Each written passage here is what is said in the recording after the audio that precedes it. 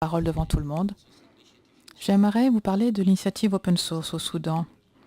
Nous avons lancé cette initiative en 2005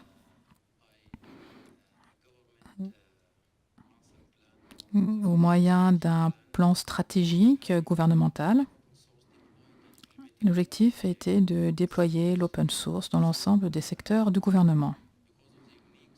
Du fait de la situation unique du Soudan, la plupart des ministères ont adopté ce système pour pouvoir faire fonctionner les logiciels essentiels.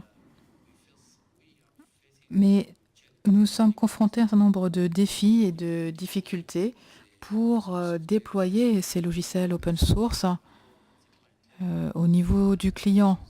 Par exemple, la plupart des gens utilisent des produits Microsoft, donc c'est un peu compliqué finalement de les faire passer à des technologies open source. Par ailleurs, le ministère des Télécommunications,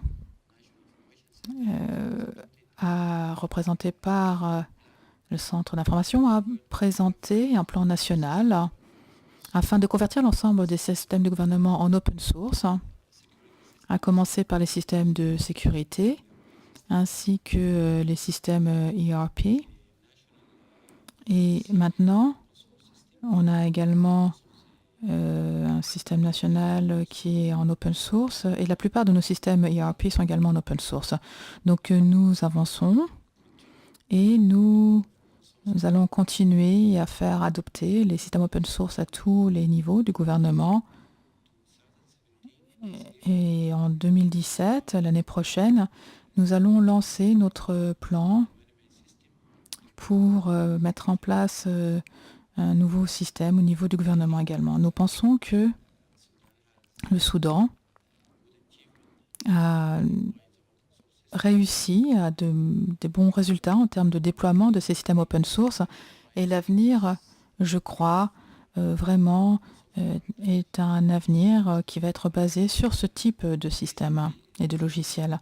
Récemment, le Soudan a adopté un des plus grands systèmes open source pour le recueil des données, et maintenant la plupart des unités au sein du gouvernement du Soudan utilisent ce système.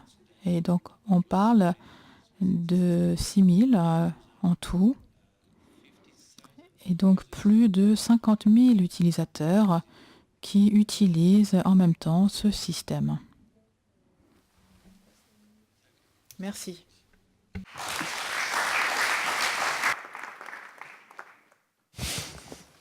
Merci, Excellence. À suivre, la République démocratique du Congo. La parole est à vous, Excellence. Merci pour la parole. Bon, je représente en partie la République démocratique du Congo, mais surtout la société que je dirige au Congo, Sonema, qui est une société monégasque installée au Congo depuis 2014.